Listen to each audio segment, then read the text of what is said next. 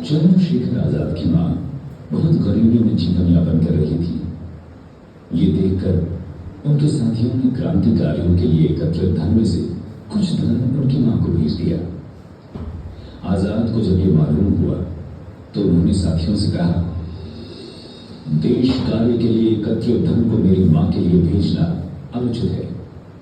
मेरी मां के कष्ट निवारण हेतु कोई अन्य व्यवस्था की जा सकती है।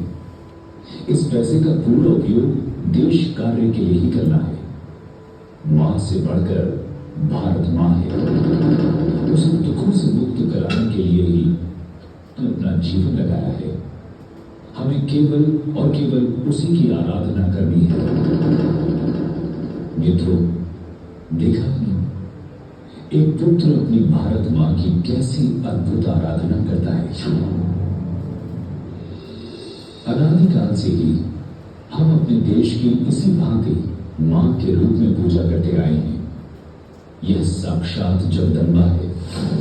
यह धर्म भूमि है, कर्म भूमि है, पुण्य भूमि है, मातृभूमि है तथा यह हिंदू भूमि है। इसके लिए जीवन समर्पण करना ही जीवन की सार्थकता है। आओ हम इस जगत जननी के विराट रूप का दर्शन करें। यह अफगानिस्तान है जो कभी गांधार था, ईरान आर्यान था और संपूर्ण पाकिस्तान हमारी प्राचीन सभ्यता संस्कृति का केंद्र रहा है। मोहनजोदड़ो, हड़प्पा, सिंधु घाटी सभ्यता तथा हिंगलाज मंदिर हमारे प्रमुख केंद्र थे। तक्षशिला विश्वविद्यालय तो दुनिया को शिक्षा देने वाला प्रमुख केंद्र था। नानक का जन्म ननकाना में हुआ। मुल्तान में प्रहलाद की रक्षा हेतु नरसिंह प्रगटे। झूलेलाल, दाहड़ सेन, गुरु अर्जुन देव, हकीकत राय की लीला भूमि है यहाँ।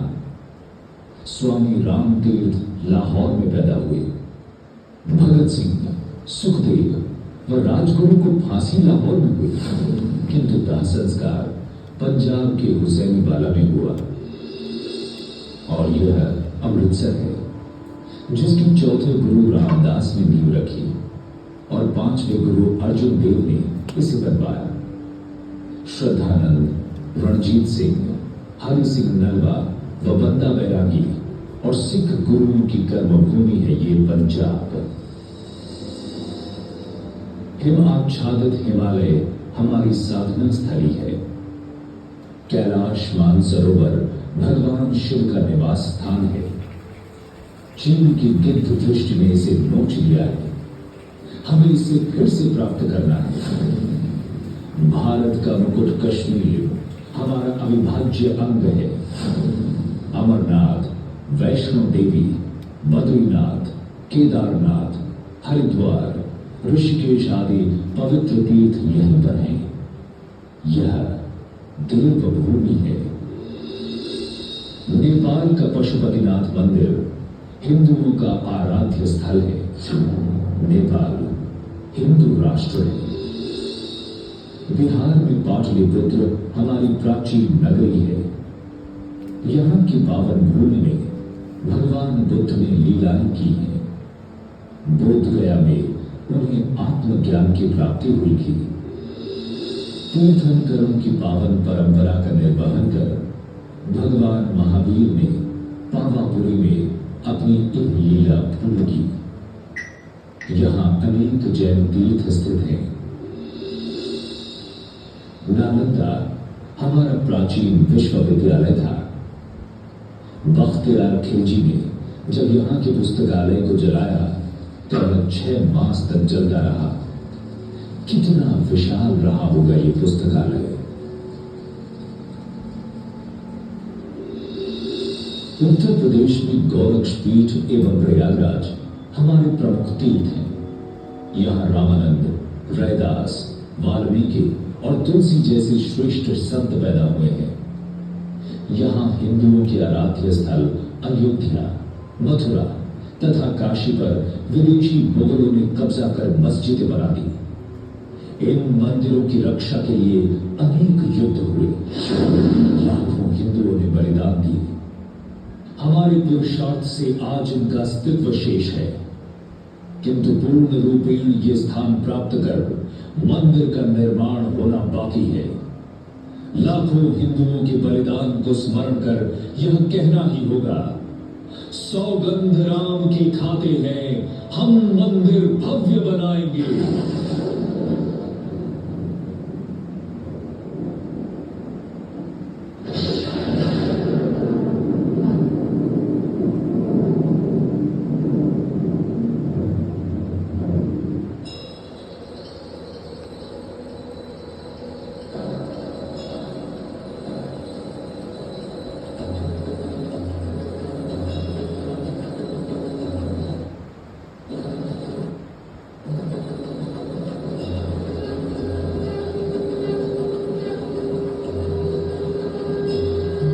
जय श्री राम।